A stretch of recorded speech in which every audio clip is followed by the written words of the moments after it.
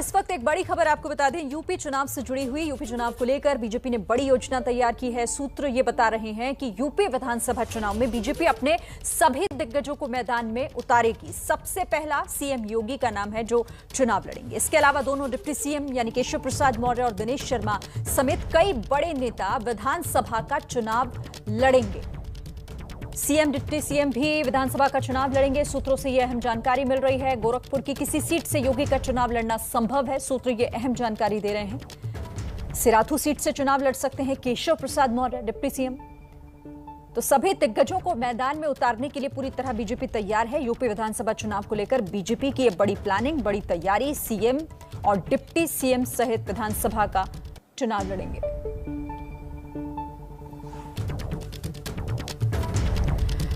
और दिनेश शर्मा को लेकर जानकारी मिल रही है कि लखनऊ में से वो चुनाव लड़ सकते हैं। कुंडा से डॉक्टर महेंद्र चुनाव लड़ सकते हैं। स्वतंत्र देव सिंह भी विधानसभा चुनाव लड़ेंगे, उनका नाम भी इसमें शामिल है। लखनऊ से चुनाव मैदान में इस बार दिनेश शर्मा को उतारने की तैयारी है। डिप्टी सीएम है उत्तर प्रदेश के। कुंडा से डॉक्टर महेंद्र चुनाव लड़ सकते हैं। तो इन सभी दिग्गजों को चुनाव मैदान में उतारने की पूरी तैयारी। बीजेपी का यह दाव है दिग्गजों पर। गोरखपुर की किसी एक सीट से योगी आदित्यनाथ चुनाव लड़ सकते हैं। कौशाम्बी की सिराथू सीट से केशव प्रसाद मौर्य का नाम चल रहा है कि वो चुनाव लड़ सकते हैं। सूत्र दिनेश शर्मा को लेकर जानकारी दे रहे हैं कि लखनऊ से चुनाव मैदान में वो उतर सकते हैं। प्रतापगढ़ की जो कुंडा सीट है वहां से डॉक्टर महेंद्र सिंह को चुनाव लड़ाने की तैयारी बीजेपी कर रही है। सूत्रों से अहम जानकारी, 2022 में स्वतंत्र देव सिंह भी चुनाव मैदान में उतर सकते हैं। तो दिग्गजों पर पूरी तरीके से दाव लड़ने की ये तैयारी है। बीजेपी का प्लान 2022 क्या है वो आप समझिए। सभी दिग्गजों को चुनाव लड़वा सकती है बीजेपी। इसके अलावा दूसरी बड़ी बात यह है कि सीएम योगी आदित्यनाथ विधानसभा चुनाव लड़ सकते हैं। केशव प्रसाद मौर्य, दिनेश शर्मा समेत कई बड़े नेता चुनाव मैदान में इस बार होंगे। बीजेपी ने इसे लेकर तैयारी की है। स्वतंत्र देव सिंह का भी नाम उसमें है। डॉक्टर महेंद्र सिंह भी चुनाव मैदान में। आपको ये भी जानकारी दे दें कि अभी ये सभी नेता एमएलसी बनकर सरकार में शामिल हैं, लेकिन अब विधानसभा चुनाव में उतरने की तैयारी बीजेपी की तरफ से इन सभी दिग्गजों को। नीरज पांडे हमारे संवाददाता इस वक्त हमारे साथ है। नीरज, ये बड़ा प्लान है बीजेपी का, प्लान 2022, क्योंकि सभी दिग्गजों को चुनाव मैदान में उतारने की तैयारी इस बार।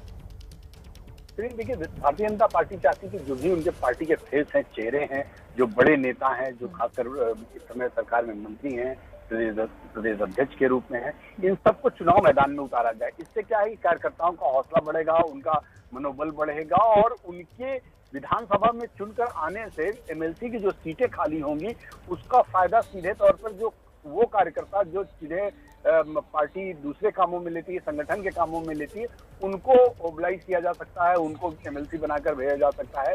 तो दरअसल पार्टी चाहती है कि जो उनके बड़े लीडर्स हैं, उनके फेस हैं खासकर पार्टी के, वो कम से कम चुनाव लड़ें और उनको चुनाव मैदान में उतारा जाए, ताकि ये कहने के लिए ना हो कि भारतीय जनता पार्टी का जो मुख्यमंत्री कैंडिडेट है, भारतीय जनता पार्टी का उप मुख्यमंत्री कैंडिडेट है, वो सब पीछे के दरवाजे से विधानसभा पहुंचे हैं, यानी कि वो चुनकर नहीं आए हैं, वो जो है नियुक्ति या अनुकंपा के तहत जो है विधायक बने हैं या सरकार में शामिल है। तो पार्टी इस मिथक को तोड़ना चाहती है। भारतीय जनता पार्टी चाहती है कि जो सभी बड़े नेता हैं उन सब को चुनाव लड़ाया जाए, उनको विधानसभा चुनाव लड़ाया जाए, ताकि वो विधानसभा से चुनकर सरकार में शामिल हो और आने वाली जो 2022 में जो नया दिखाई पड़े भारतीय जनता पार्टी का चेहरा, वो ये दिखाई पड़े कि सब कहीं ना कहीं सारे नेता वो चुनाव जीत कर आए हैं। उससे ये ना हो, क्योंकि अगर पार्टी ये भी मानती है कि यदि बड़े नेता ही चुनाव से भागेंगे या विधानसभा चुनाव नहीं लड़ना चाहेंगे तो फिर जो दूसरे कार्यकर्ता है वो उनके लिए क्या ऑप्शन रहेगा।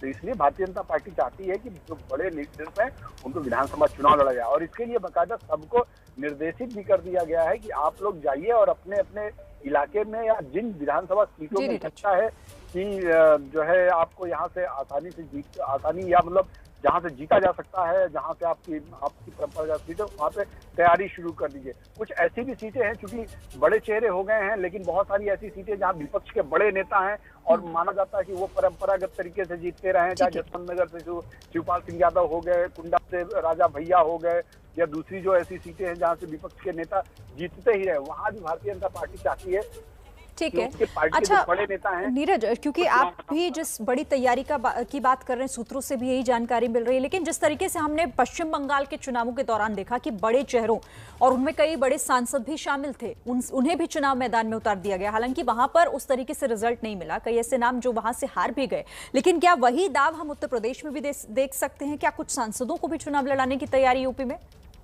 बिल्कुल, ये स्थितियां बताएंगी क्या हो सकता है, चुनाव लड़ाया जा सकता है। भारतीय जनता पार्टी के नेताओं से जब बात होती है तो हमेशा ये बात कहते हैं कि वो तय होता है कि जिस जगह पे यदि हमारे पास कोई सुटेबल कैंडिडेट नहीं होता या हमें लगता है कि हमें विजिबिलिटी एक सबसे बड़ा फैक्टर होता है, तो यदि किसी सीट पे सांसद विधानसभा चुनाव जीत सकता है तो भारतीय जनता पार्टी कभी भी रिस्क नहीं लेती और सांसद को भी चुनाव मैदान में उतारती। हमने पश्चिम बंगाल देखा, इससे पहले हमने राजस्थान देखा, हमने और भी दूसरे राज्यों में हमने देखा कि जब जरूरत पड़ी तो उन्होंने चुनाव लड़ा दिया और उसके बाद उनको लोकसभा भी लड़ाया। जैसे आप देखें 2017 विधानसभा चुनाव को ही देखें, रीता बहुगुणा जोशी को विधानसभा चुनाव लड़ाया गया था, लेकिन जैसे ही लोकसभा चुनाव आया तो उनको इलाहाबाद से लोकसभा चुनाव लड़ा दिया गया। ऐसे और भी कई नाम रहे हैं। तो ये भारतीय जनता पार्टी की उस समय की परिस्थितियां तय करेंगी कि उस परिस्थिति में कौन सा नेता कहाँ फिट बैठता है, कहाँ फिट बैठता है, इस हिसाब से वो लोग रणनीति तय करेंगे। लेकिन इस बात से इनकार नहीं किया जा सकता कि कोई लोकसभा सांसद या सांसद चुनाव विधानसभा का नहीं लड़े। ठीक है, रणवीर भी हमारे साथ जुड़े हुए हैं। रणवीर, जैसा कि नीरज भी जिस बात का जिक्र कर रहे थे, चुनाव छोटा हो या बड़ा हो, बीजेपी अपनी तरफ से तैयारी पूरी करती है और ये चुनाव तो एक बार फिर से यूपी फतह से जुड़ा हुआ है। क्या सूत्र और क्या बता रहे हैं, क्योंकि कई बड़े ऐसे नाम सामने आ रहे हैं जो चुनाव इस बार लड़ेंगे और विधानसभा का चुनाव लड़ेंगे? देखिए, बीजेपी बहुत स्ट्रैटेजिकली चुनाव लड़ती है और जनता का नेता जनता के बीच जाए, ये कोशिश रहेगी। यही वजह है कि मुख्यमंत्री, डिप्टी सीएम से लेकर तमाम जो पार्टी के बड़े चेहरे हैं वो चुनाव मैदान में आ सकते हैं। पार्टी ये मानती है कि ये नेता अगर चुनाव अपने इलाके में लड़ते हैं तो उसका असर सिर्फ उस विधानसभा में नहीं होता है, बल्कि उस ज़िले, उस पूरे मंडल में होता है और साथ ही कार्यकर्ताओं को स्पेस भी मिलता है। नीरज भी बता रहे थे जैसा कि कुछ सीटें विधान परिषद की भी खाली होंगी जहां पार्टी के ही कुछ नेताओं को एडजस्ट किया जा सकता है। तो ये स्ट्रैटेजी है। और आप देखिए कि बीजेपी जिस रणनीति से चुनाव लड़ती है, छोटा चुनाव हो बड़ा चुनाव हो, बहुत अटैकिंग मोड में होती है। विपक्ष को भी एक संदेश देने की कोशिश होगी कि अगर मायावती को चुनाव लड़ना है, मुख्यमंत्री बनना है तो वो चुनाव लड़े, अखिलेश यादव को अगर मुख्यमंत्री बनना है तो चुनाव लड़े। तो एक नैतिक दबाव भी पड़ता है विपक्ष पर भी और ये संदेश देने की कोशिश होगी कि हमारा नेता बैकडोर से सदन नहीं पहुंचेगा, बैकडोर से जाकर के मुख्यमंत्री नहीं बनेगा। 2017 में मुख्यमंत्री 5 बार सांसद रह चुके थे, 14 के चुनाव में जीते थे, इस वजह से वो एमएलसी बनकर के सदन पहुंचे। लेकिन इस बार चूंकि उनके चेहरे पर चुनाव होगा, ऐसे में जनता के बीच जा सकते हैं। डिप्टी सीएम केशव मौर्य वो भी सांसद हुआ करते थे।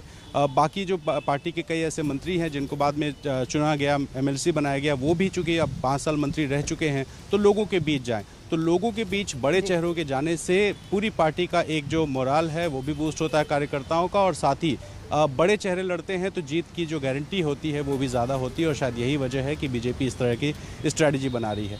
आज बड़ा दिन है, चुनाव की तैयारियां बीजेपी ने शुरू कर चुकी हैं, गुरु पूर्णिमा है और आप देखिए सारे बड़े चेहरे हों या छोटे चेहरे, सब धार्मिक जगहों पर जा रहे हैं, धर्मगुरुओं से मिल रहे हैं। तो बीजेपी एक एक दिन के हिसाब से तैयारी करती है और इसमें छोटी हो या बड़ी, हर स्ट्रैटेजी के साथ आगे बढ़ती है। जी ठीक है रणवीर, आप भी हमारे साथ रहिए, नीरज भी मेरे साथ जुड़े हुए। लेकिन जिस तरीके से ये बड़ी खबर आ रही है कि अब लोगों से ज्यादा कैसे जुड़ा जाए, दिग्गजों को भी ये जिम्मेदारी दी जाएगी, क्योंकि चुनाव लड़ने की तैयारी बीजेपी उन सभी दिग्गजों को कर रही है जो इससे पहले विधानसभा चुनाव नहीं लड़े थे।